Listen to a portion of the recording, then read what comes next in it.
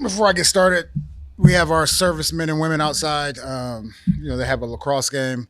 Just went out there and kind of just offer my appreciation for their sacrifice. I know a lot of times it's easy to say thank you for your service, but there's a lot of sacrifice that those guys give up for the safety of our country, and it's noticeable when you go out there. So definitely wanted to make sure that was known. Just kind of to move forward, excited to get to this point in the season when now we're really game planning for a team.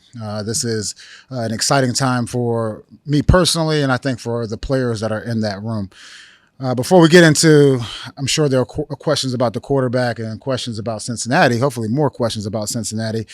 Just wanted to wrap up one thing with our captain. So this morning we had a vote, and I do think it's very important that captains are not selected by the coaches, but selected by their peers. And the captains for this year's team, which this year they'll have their C's. I do think it's important to have the C on the jerseys. That's one difference that I think is important. But Andrews, Bentley, Peppers, Joe Cardona, and Deatrich Wise, those are our captains for this year. And look, they embody everything that we preach about each and every day, not only on the football field, but also off the football field. And I'm very excited to have these guys, and I know they're excited as well to lead this football team.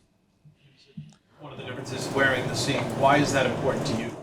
Yeah, I was a captain 7 out of 8 years, which, look, once again, whatever happens inside the building, that's always the most important thing. But I do think it's like a badge of honor. It's a badge of honor, and I think when guys do the right thing, they should be recognized for those things. And, it's something as small as just having a captain's patch. I think it's important for those guys. Jerod, Jacoby not being voted a captain, do you think that? Oh, sorry. And Brissett. Sorry. The good catch.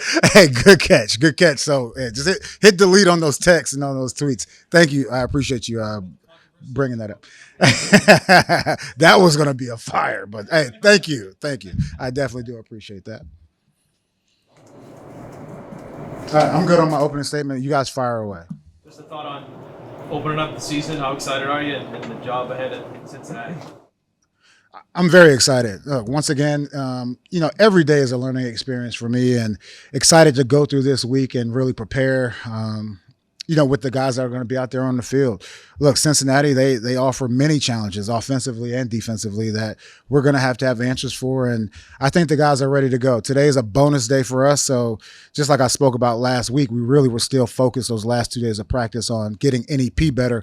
What I will say is that's still the message going forward, while at the same time sprinkling in a few things here and there that Cincinnati offers. And what I would say is, look, they're a very versatile team. Obviously, they have a bunch of great players on that team, and we just got to be able to go out there and compete on each and every down. Maybe just rewinding to last Thursday, you showed us the courtesy to come out as you said you would. Thank you for doing that. No problem. We didn't have as much time for follow-up questions because you had meetings that day. But just how did you come to the decision? Yeah, I mean, we had our process of, talking to the coaches, the coordinators, Elliot as well. That was part of the process. But what I would say is ultimately it was my decision to put who I think gives us the best chance to win football games. And hopefully you guys got it last week. We're 100% behind Jacoby. He can't think about what's in the rearview mirror. He has to be ready to drive this thing forward. And I made sure that he understood that he has the full support of not only his teammates, but also the organization for him to go out there and perform at the level that we know he can. Coach, was there ever any consideration to starting Drake Maye week one, or has the plan always been to try to ease him along early on? No, we always, we kept saying, look, competition, and, that is something that I truly believe in. And it was a real competition. It honestly came down, to, a few days where that separation started to happen. Now, the things that kind of went into that, that pot as far as how we came out with this conclusion, I mean, there were many things that were weighted differently. And once again, I just feel like me personally as the head coach here that Jacoby gives us our best chance. What do you think needs to change between now and Drake's first start, whenever that is, for you to feel like it's time to play? For me, we talk about competition in training camp, but quite frankly, it's competition each and every week. And we'll see how it goes. But once again, I don't want Jacoby to feel like someone's nipping at his heels, and he'll get the majority of the reps while at the same time continuing to develop Drake in other ways. Now, a lot of you guys, I guess the next question will be, how do you do that? He will still participate, in some of the, the team drills for the upcoming team. But I also think, the show team reps are very important. They've always been important. And even when I was a rookie, I also was a top 10 pick. But even as a rookie, I was on those show teams. And I think that's another place where you can develop as well as the other tools that we've talked about here over the summer.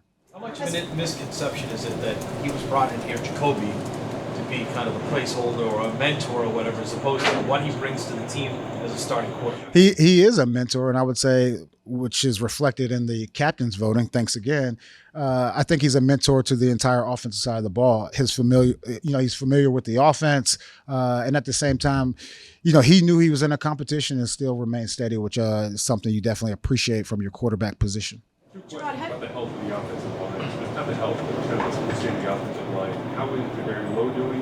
We saw Nick Leopard out there late last week in guard, opposed to center, and we used a lot of center.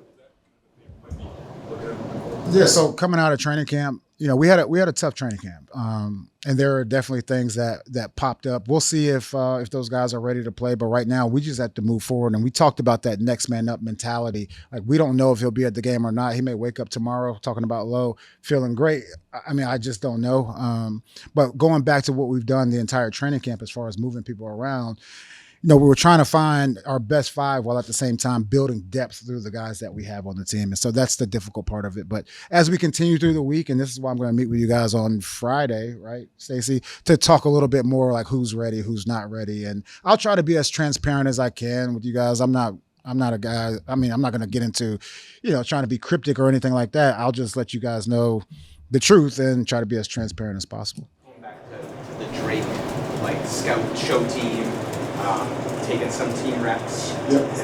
How about, I've heard, of quarterbacks running a meeting, is that possibly, have you talked to Alex or Ben or TC about letting Drake install a game plan the night before a game or something? Yeah, so, we've done that. We use that tool. I think it's called the Feynman technique. I think that's what it's called. But I do believe, if you can teach it, you have a true understanding of the play of the game plan. When I first got into coaching, I was teaching my son cover two, which I will say, as a proud father right now, he had 6 tackles, 2 for a loss this past weekend, and blocked a field goal without jumping. And I thought that was pretty cool. But what I will say is, look, he'll have certain projects and things like that that he'll be responsible for. In saying that, look, he'll still go through just a normal game week each and every week. And that's how it's going to be as of today. It's officially game week now. Where do you feel like you are on your own personal learning curve, whether it be, sharing a big decision like your quarterback or literally game planning as the head coach for the first time? Where are you? It's a huge week, and what I will say is I'm still learning as well. And as we go through this week, there'll be a lot of things that I would probably want to do a different way, and I'm always open to feedback, whether it's feedback from the coaches or the players. We'll see how it goes. We'll see how it goes. I feel pretty comfortable, especially on the defensive side of the ball and the game planning element. But at the same time, having conversations with AVP and all of our offensive line coaches and being in those meetings, I think some of my vantage point, coming from a defensive side will also help those guys offensively. But to answer your question, we'll just have to see how it goes. And the results are the results. And it comes down to wins and losses, and we're going to try to win every game. And I'm going to try to do everything I can to get us to that point. Comfortable with how the competition in quarterback, how you handle it and how you share? I am 100%.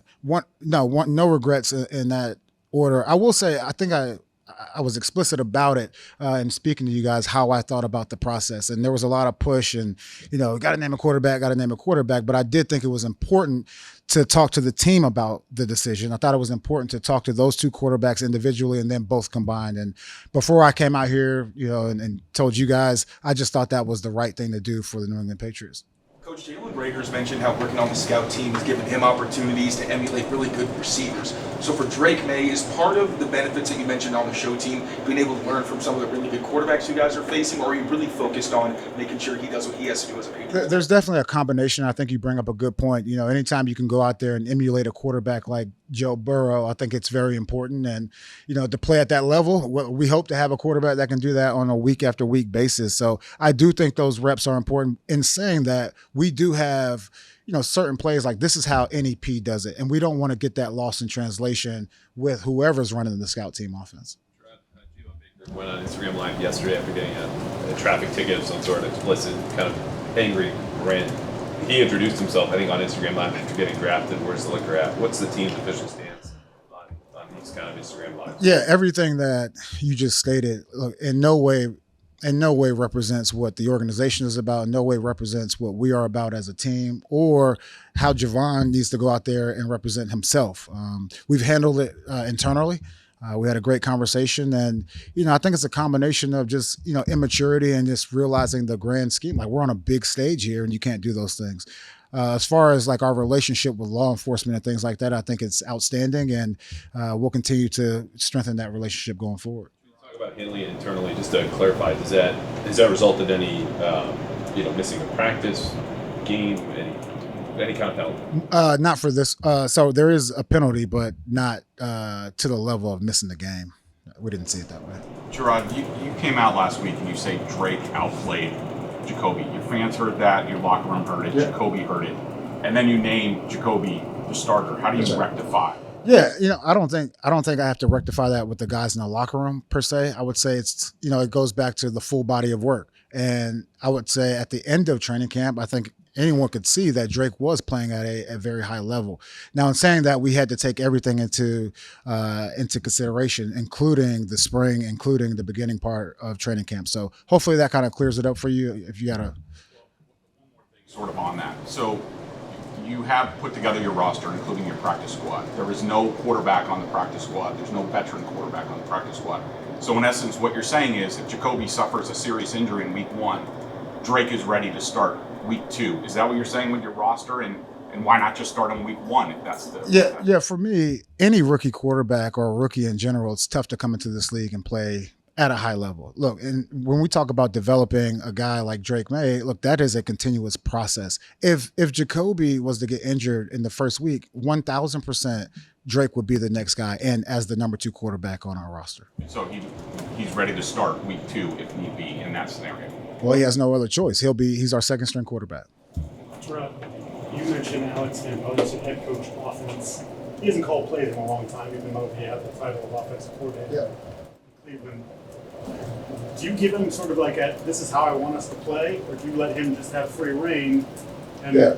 No, that's a great question. It's not free reign at all. And ultimately, I'm responsible for the offense, defense, and special teams. And he understands that. And so when I say the head coach, I always talk about let's rewind a little bit with the players. I tell the players all the time, let's take accountability of your career. It's the same thing with your coordinators. Like, this is your side of the ball. Let's take accountability for everything, have an opinion on everything, which he has. And as the head coach, I feel like I always have a trump card if need be. Now, I do lean on the coaches. That's why you continue to see me bouncing around practice talking about fundamentals, because I do think those are very important. But at the same time, I have to have faith that I have the right guys in the building. So hopefully that kind of clears it up for you. Have you communicated with your coordinators? Have you sat down with them and say, after seeing all of training camp, preseason, this is what I see, this is how we're going to win games, this is how I want to play, and what can you sort of share about that? Yeah, 100%. And I think, as far as the game plan element, every single week we'll talk about those things. We meet with the coordinators 3-4 times a week. So we're on the same page on, this is what we want to be. And we always talk about, look, if we don't create our identity, then someone else will create it for us. And so we have those conversations all the time. And, like I said earlier, as the head coach of this football team, I have to have a hand in all those things. Jerod, with this coaching staff on the offense side of the ball, they have a lot of experience facing Cincinnati, from Cleveland. Like, how helpful is that they've been in the same division with those guys? Yeah, it's very helpful. And saying that, look, you got to remember that players win games and coaches lose them. And so we're going to do our due diligence as a coaching staff to make sure we put our guys in the right position to win each and every game. Thank you, guys.